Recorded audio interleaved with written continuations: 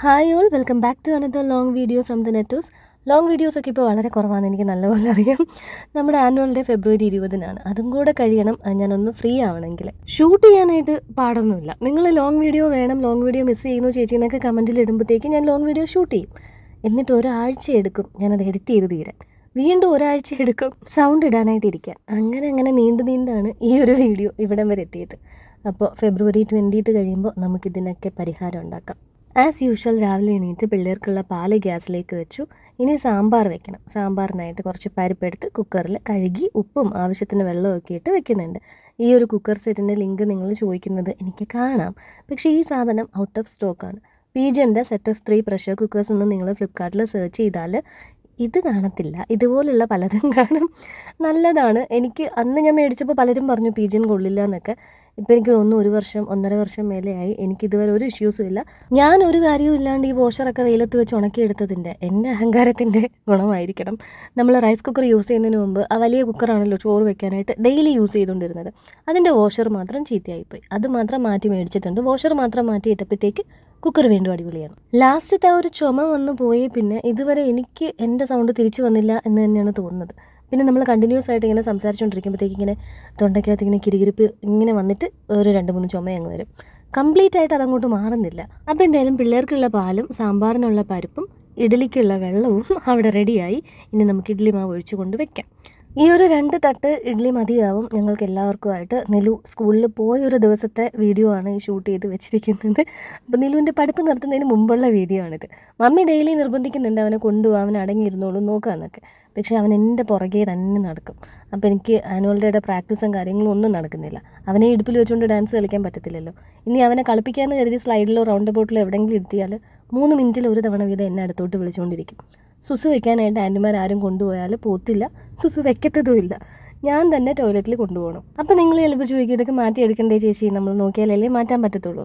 എന്തായാലും ഫെബ്രുവരി 20 കഴിഞ്ഞ് പല മാറ്റങ്ങളാണ് വരുന്നത്. അതിലൊരു മാറ്റം അതായിരിക്കും അവന് സ്കൂളിൽ വിടും. റെഗുലറായിട്ട് ഞാൻ സ്കൂളിൽ വിടാനാണ് പ്ലാൻ ചെയ്യുന്നത്. കാരണം ഈ ഒരു ലാസ്റ്റ് ഒരു മന്തെങ്കിലും പോയില്ലെങ്കിൽ ആ ടച്ച് മൊത്തത്തിൽ വിട്ട് കഴിഞ്ഞാൽ പിന്നെ ജൂൺ തൊട്ട് എനിക്ക് ഭയങ്കര ബുദ്ധിമുട്ടായിരിക്കും അവനെ സ്കൂളിലാക്കാനായിട്ട്. പീഡിയാഷ്യൂർ കൊടുക്കാൻ തുടങ്ങിയെന്ന് പറഞ്ഞപ്പോൾ പലരും പറഞ്ഞില്ലേ പീഡിയാഷ്യൂർ നല്ലതല്ല, കൊടുക്കണ്ട, അങ്ങനെയൊക്കെ. നമുക്ക് എല്ലാ കാര്യത്തിലും ലിമിറ്റ് ഉണ്ടാവും. ഫോർ എക്സാമ്പിൾ ഈ ഒരു സാധനത്തിന് തന്നെ എൻ്റെ ഒരു അറിവ് അനുസരിച്ച് ഡിസയേർഡ് വെയിറ്റ് ആയി കഴിയുമ്പോൾ നമ്മൾ നിർത്തണം. അതായത് കുട്ടിക്ക് ആവശ്യത്തിനുള്ള വെയിറ്റ് ആയി കഴിയുമ്പോഴത്തേക്ക് നമുക്കത് സ്റ്റോപ്പ് ചെയ്യാം. അങ്ങനെയാണ് എനിക്കുള്ള അറിവ്. ഇത് മാത്രമല്ല എല്ലാ സാധനവും ബേസിക്കലി എല്ലാം അങ്ങനെയാണല്ലോ. ആവശ്യത്തിൽ അധികമായാൽ അമൃതും വിഷം. എല്ലാ ആവശ്യത്തിനും മതി. ഇപ്പോൾ തൽക്കാലം 10 കിലോയ്ക്ക് മേലെയുള്ള വ്യത്യാസമാണ് അവൻ്റെ വെയിറ്റിൽ. അവൻ അത്രയ്ക്ക് അണ്ടർ വെയിറ്റാണ്. അപ്പോൾ എനിക്ക് ഡോക്ടറിൻ്റെ ഇൻസ്ട്രക്ഷൻ ഫോളോ ചെയ്തേ പറ്റത്തുള്ളൂ. അപ്പോൾ നിങ്ങളുടെ കൺസേൺസിനൊക്കെ വളരെ നന്ദിയുണ്ട്. ഞാനും ഒത്തിരി പോയി തപ്പി. അപ്പോൾ എനിക്ക് തോന്നിയത് ഇതാണ്, ഇറ്റ് ഈസ് ഓക്കെ. അവൻ ആ ഡിസൈഡ് വെയിറ്റ് എത്തുന്നത് വരെ നമ്മളത് കണ്ടിന്യൂ ചെയ്യുന്നതുകൊണ്ട് കുഴപ്പമില്ല. ഇനി ഉച്ചയ്ക്ക് ലഞ്ചിന് സാമ്പാർ വെച്ച് കഴിഞ്ഞാൽ പിന്നെ നമുക്ക് ഉച്ചയ്ക്ക് സാമ്പാർ തന്നെയാണല്ലോ. ലഞ്ചിന് നോൺ വെജ് ആയിട്ട് ഞാൻ ചിക്കൻ ഫ്രൈ ചെയ്തെടുക്കുന്നുണ്ട്. ഇനി നമുക്ക് സാമ്പാറിനുള്ള പച്ചക്കറികൾ അറിയാം. അറിയാം, മുൻപത്തെ പോലെ രാത്രി ഇത് കട്ട് ചെയ്ത് വെക്കാൻ എനിക്ക് പറ്റിയില്ല. ഇന്നലെ രാത്രി എനിക്ക് നല്ല ക്ഷീണവും ഉറക്കമൊക്കെ വന്നിട്ട് എൻ്റെ മനസ്സിലിങ്ങനെ പറയുന്നുണ്ടായിരുന്നു പോയി കട്ട് ചെയ്ത് വെക്കാമെന്ന്. പക്ഷേ എൻ്റെ ബോഡി അനുസരിക്കുന്നില്ലായിരുന്നു. അപ്പോൾ രാവിലെ നമുക്ക് സാമ്പാറിനായിട്ടുള്ള വെജിറ്റബിൾസ് കട്ട് ചെയ്യാം. വെജിറ്റബിളായിട്ട് ഇതിൻ്റെ അകത്ത് ഒന്നുമില്ല. ക്യാരറ്റും പൊട്ടറ്റോയും ടൊമാറ്റോയും മാത്രമേ ഉള്ളൂ. പച്ചക്കറി ഒന്നും ഇരിപ്പില്ല. ഈ കത്തി എടുത്തപ്പോഴാണ് ഞാൻ ഇപ്പോൾ വായിച്ചൊരു കമൻറ്റ് എൻ്റെ മൈൻഡിലേക്ക് വന്നത്. കത്തിക്ക് മൂർച്ചയുണ്ടോ, മൂർച്ച ഇടാനായിട്ട് എന്ത് ചെയ്യുമെന്ന്. സത്യമായിട്ട് ഇതിൻ്റെ മൂർച്ച കുറയ്ക്കാൻ എന്തോ ചെയ്യാമെന്നാണ് ഞാൻ ആലോചിച്ചുകൊണ്ട് നടക്കുന്നത്. ആലൻ്റെ കൈക്ക് 4 സ്റ്റിച്ചാണ്. എൻ്റെ കൈ മുറിഞ്ഞു. അത് എൻ്റെ കൈ ഇപ്പം ഒരു തവണയൊന്നും അല്ല, എന്നാൽ ഇത്രയും ഇച്ചിരി ചോരയൊക്കെ അധികം പോയത് ഈ സാറ്റർഡേ ആണ്. അതെനിക്കൊന്ന് ഉച്ച സമയവുമായിരുന്നു, ഫിഷ് കട്ട് ചെയ്യുന്നതിൻ്റെ ഇടയിലുമായിരുന്നു. അപ്പോൾ ഇങ്ങനെ ആ കട്ട് ഇത്തിരി ഡീപ്പായിപ്പോയി. നമ്മൾ മീനിൻ്റെ മാംസം മുറിക്കുന്ന അതേ ഇതിൽ വെച്ച് അരിഞ്ഞു കൊടുത്തു. ഇതുപോലെ വീട്ടിൽ കൂടുതൽ നോൺ സ്റ്റിക്ക് പാൻസും വെസൽസും ഒക്കെയാണ് യൂസ് ചെയ്യുന്നതെങ്കിൽ നിങ്ങൾക്ക് വളരെ യൂസ്ഫുൾ ആയിട്ടുള്ള സാധനമാണ് ഈ ഒരു സ്പാറ്റുല സെറ്റ്. ഇത് ഒരു തരത്തിൽ നമുക്ക് അതിൻ്റെ അകത്ത് സ്ക്രാച്ച് വീഴ്ത്തത്തില്ല. പിന്നെ 1 ആണെങ്കിലും ശരി 9 ആണെങ്കിലും ശരി, ഈ നോൺ സ്റ്റിക്ക് ആയിട്ടുള്ള കുക്ക് വെയർ നമ്മൾ അത്രയും മുതൽമുടക്കി മേടിക്കുമ്പോൾ നമുക്കത് കുറച്ചുകൂടി ഇമ്പോർട്ടൻ്റ് ആണല്ലോ. അപ്പോൾ കുറച്ചുകൂടെ സൂക്ഷിച്ച് ഉപയോഗിക്കണമല്ലോ. ഞാൻ പല വീഡിയോസിലും കണ്ടിട്ടുണ്ട് ഈ ബിരിയാണിയൊക്കെ വെക്കുന്ന നോൺ സ്റ്റിക്ക് പാത്രത്തിൽ ഇങ്ങനെ താഴത്ത് കുറേ വരകൾ. അത് സ്റ്റീൽ സ്പൂൺ അതിൻ്റെ അകത്ത് യൂസ് ചെയ്യുന്നതുകൊണ്ടാണ്.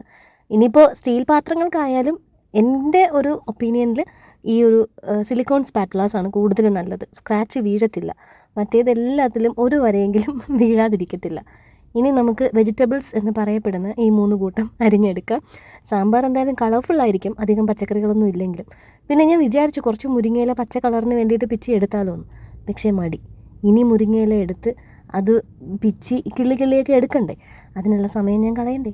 മുരിങ്ങയിലയും കിള്ളിക്കൊണ്ടിരുന്ന് കഴിഞ്ഞാൽ എന്തായാലും ഞാൻ ലേറ്റ് ആവും. അല്ലെങ്കിൽ തന്നെ ഞാൻ ഓടിപ്പടച്ചൊക്കെയാണ് സ്കൂളിലെത്തുന്നത്. കറക്റ്റ് സമയത്തിന് ഇനിയിപ്പോൾ എത്ര നേരത്തെ എണീറ്റാലും ആ ഒരു ലാസ്റ്റ് മൊമെൻറ്റിൽ ഒന്നെങ്കിൽ നില്ലു എണീക്കും, അല്ലെങ്കിൽ അമ്മ വരാൻ താമസിക്കും. അങ്ങനെ എന്തെങ്കിലുമൊക്കെ ഏടാകൂടം അവസാനം സംഭവിക്കും. ഇതൊന്നും അല്ലെങ്കിൽ എൻ്റെ താക്കോല് കാണത്തില്ല. രാവിലത്തെ 9 മണിയും ഞാനും തമ്മിൽ ഇങ്ങനെ എല്ലാ ദിവസവും ഒരു പോരാണ്. ആ ഒരു സമയം എന്നെ ഇവിടുന്ന് ഇറക്കത്തില്ല എന്നുള്ള രീതിക്കാണ് ഇവിടെ ബാക്കിയുള്ള കാര്യങ്ങൾ നടക്കുന്നത്. നമ്മുടെ മരത്തിലെ പച്ചമുളകൊക്കെ പഴുത്ത് ഊർന്ന് താഴെ വീഴാൻ തുടങ്ങി. നികിതേ അമ്മയും കൂടെ വന്നിരുന്നെങ്കിൽ കുറച്ച് പറക്കി കൊടുത്തു വിടായിരുന്നു. ഇവിടെ എല്ലാവരും ഇപ്പോൾ ആ പച്ചമുളക ഉപയോഗിക്കുന്നത്. ആ മരം കണ്ടാൽ പറയത്തില്ല.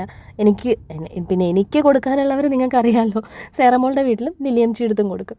അപ്പോൾ ഈ 2 വീട്ടിലും ഞങ്ങൾക്കും എടുക്കാൻ പാകത്തിന് അതിങ്ങനെ വന്നുകൊണ്ടിരിക്കുക. ഇപ്പോൾ ഞങ്ങളുടെ ഉപയോഗിച്ചാലും തീരുന്നില്ല. പിന്നെ ഈ വിനാഗിരിയിലും ഉപ്പിലും ഒക്കെ ഇട്ട് വെച്ച് കഴിഞ്ഞാൽ ആലൻ എടുക്കത്തില്ല, ഞാൻ മാത്രമേ എടുക്കത്തുള്ളൂ. തീരണ്ടേ അത്.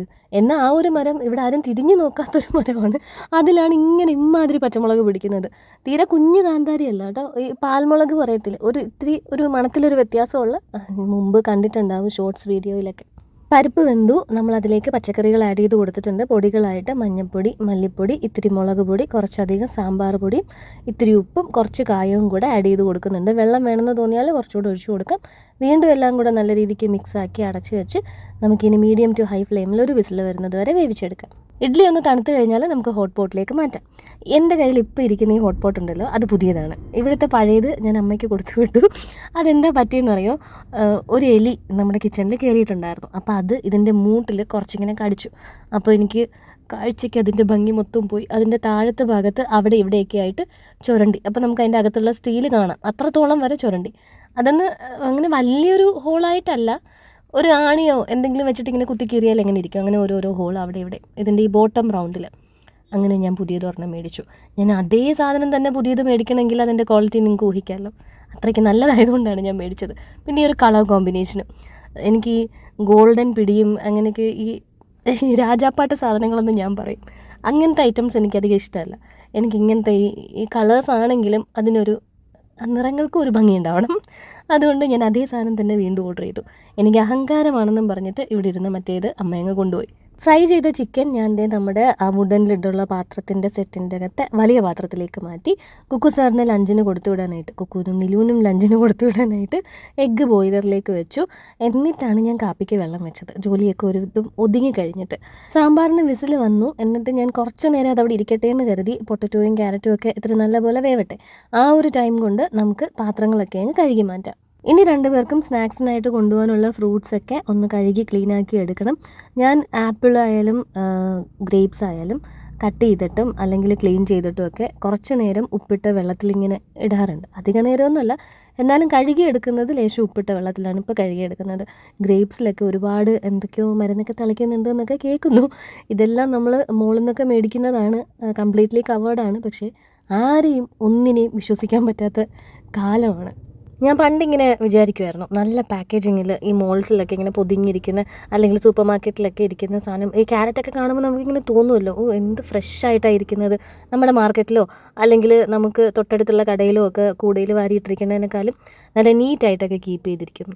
പക്ഷെ അങ്ങനെ ഇരുന്നെന്നും പറഞ്ഞ് ഈ സാധനം ഫ്രഷ് ആവണമെന്നില്ല. ഇത്രയും വിഷം എൻ്റെ ഉള്ളിലുണ്ടെന്നുള്ളത് തോന്നത്തേയില്ല.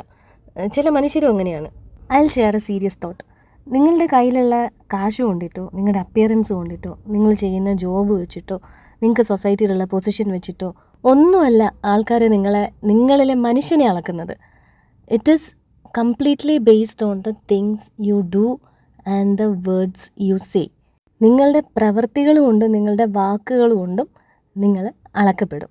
എത്ര പോർഷ് ഡ്രസ്സ് ഇട്ടിട്ടും എത്ര വലിയ പൊസിഷനിൽ ഇരിക്കുന്നു എന്ന് പറഞ്ഞിട്ടും ഇറ്റ് ഡസൻറ്റ് മാറ്റർ. നിങ്ങൾ എന്താണെന്നുള്ളത് നിങ്ങളുടെ വായിൽ നിന്ന് വരുന്നത് കൊണ്ടും നിങ്ങളുടെ പ്രവൃത്തി കൊണ്ടും ബാക്കിയുള്ള മനുഷ്യർക്ക് മനസ്സിലാവും.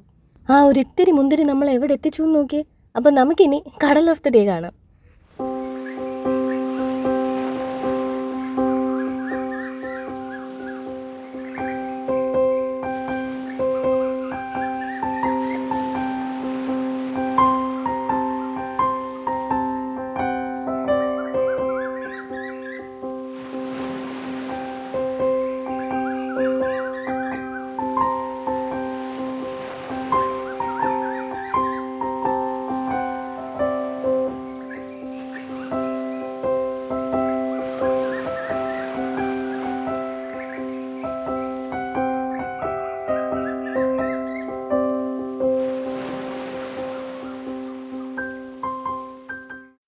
നമുക്ക് രണ്ടുപേരുടെയും ലഞ്ച് പാക്ക് ചെയ്യാം.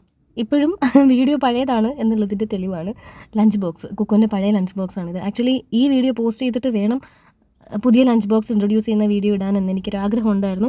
പക്ഷേ ഇന്നലെ ഞാൻ വിചാരിച്ച പോലെ ഇതിന് സൗണ്ട് ഇട്ട് തീരാൻ എനിക്ക് പറ്റിയില്ല. ഇപ്പോഴും രാത്രി ഇതേ 9 മണിയായിട്ടുണ്ട്. ഞാൻ സൗണ്ട് ആഡ് ചെയ്തുകൊണ്ടിരിക്കുകയാണ്. നാളെ രാവിലേക്കുള്ളിൽ രാത്രി കിടക്കുന്നതിന് മുമ്പ് വീഡിയോയ്ക്ക് മുന്നിൽ ആഡ് ചെയ്യാനുള്ള പ്രിവ്യൂ ഒക്കെ കൂടെ സെറ്റ് ആയാലേ ഇത് നാളെ പോസ്റ്റ് ചെയ്യാൻ പറ്റൂ. എന്നാലും ഞാൻ ഇപ്പോൾ ഇതൊരു വാശി പോലെ എടുത്തിരിക്കുകയാണ്. ഇനി നീട്ടരുത്, ഇത് നാളെ തന്നെ പോസ്റ്റ് ചെയ്യണം എന്നുള്ളത്. അപ്പോൾ 2 പേർക്കും ഇഡ്ഡലി തന്നെയാണ് കൊടുത്തു വിടുന്നത്. ബോയിൽ ചെയ്ത് ഓരോ എഗ്ഗ്. നിലുവിന് കുറച്ച് കുരുമുളക് കുറച്ചാണ് ഇട്ടിരിക്കുന്നത്. കുക്കുവിന് കുറച്ച് അധികം ഇട്ടിട്ടുണ്ട്. അവന് കുറച്ച് കുരുമുളകൊക്കെ വേണം. അവനിതിൽ മുളക് പൊടിയും കൂടി ഇടാൻ പറയും. അങ്ങനത്തവനാണ് അവൻ. അപ്പോൾ ഇതേ ഇഡ്ഡലി, പുഴുങ്ങിയ മുട്ട. കുക്കു സാറിന് ഫ്രൈ ചെയ്ത ചിക്കൻ കുറച്ച് വെച്ചിട്ടുണ്ട്. നിലു ചിക്കൻ ഇങ്ങനെ കഴിക്കുമ്പോൾ ഒത്തിരി ഹാർഡാണെങ്കിൽ അല്ലെങ്കിൽ ചിലപ്പോൾ കുറേ നേരം ചവച്ചിട്ട് അതിങ്ങനെ തിരിച്ച് നമുക്ക് തുപ്പിത്തരും, അതിൻ്റെ ആ ഒരു കോത്. അപ്പോൾ അത് അവിടെ സ്കൂളിലൊരു ബുദ്ധിമുട്ടാവില്ലേ, അതുകൊണ്ട് ഞാൻ നിലുവിന് ചിക്കൻ വെച്ചില്ല. വൈകിട്ട് വീട്ടിൽ വരുമ്പോൾ കൊടുക്കാമെന്ന് കരുതി. പിന്നെ ഫ്രൂട്ട്സ് ആയിട്ട് ആപ്പിളും ഗ്രേപ്സും ഒക്കെ കൂടെ വെച്ച് കൊടുക്കുന്നുണ്ട്. ആ ഒരു ടൈമിൽ ഞാൻ മുമ്പ് പറഞ്ഞെന്ന് തോന്നുന്നു, അവിടുത്തെ നമ്മുടെ ഹെൽപ്പർ ആൻറ്റീസ് പറഞ്ഞിരുന്നു നിലുവിന് ബ്രേക്ക്ഫാസ്റ്റ് കഴിക്കാനാണ് എളുപ്പം, മറ്റേതാണെങ്കിൽ പാടാന്നുള്ളത്. അതുകൊണ്ട് ഞാൻ ഇപ്പോൾ കുക്കുവിനും അങ്ങ് ബ്രേക്ക്ഫാസ്റ്റ് ആക്കി. വൈകുന്നേരം വരുമ്പോഴത്തേക്ക് അങ്ങ് ചോറ് വാരി കൊടുക്കും.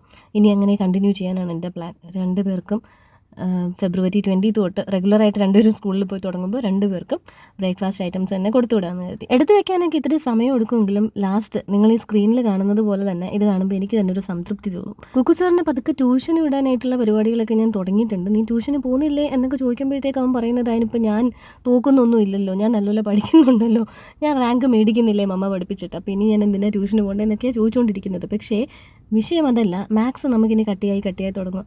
ഞാൻ ആലോചിക്കും, മുമ്പ് ഞാൻ 10th മാത്സ് ട്യൂഷൻ എടുത്തിട്ടുണ്ട്. ഇപ്പോൾ ഈ മാത്സുമായിട്ടുള്ള ടച്ച് കംപ്ലീറ്റ്ലി വിട്ട് കഴിഞ്ഞപ്പോഴുണ്ടല്ലോ എനിക്ക് പറ്റുന്നില്ല.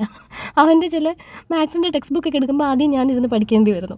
അപ്പോൾ എന്തായാലും ഒരു 5th കഴിയുമ്പോഴത്തേക്ക് എവിടെയെങ്കിലും ട്യൂഷന് പറഞ്ഞു വിടണം, അല്ലെങ്കിൽ ശരിയാവത്തില്ല. മാത്സ് പിന്നെ ഹിന്ദി എനിക്ക് വായിക്കാൻ തന്നെ പറ്റുന്നില്ല. അവൻ ചില വേർഡ്സ് കൊണ്ടുവന്ന് ഇത് എന്തുവാന്ന് ചോദിക്കുമ്പോഴത്തേക്ക് ഞാൻ ഇന്ന് ബബ്ബ അടിക്കും. പിന്നെ ChatGPTൻ്റെ അടുത്ത് ഫോട്ടോ എടുത്ത് അങ്ങനെയൊക്കെയാണ് ഞാൻ അഡ്ജസ്റ്റ് ചെയ്ത് മുമ്പോട്ട് പോകുന്നത്.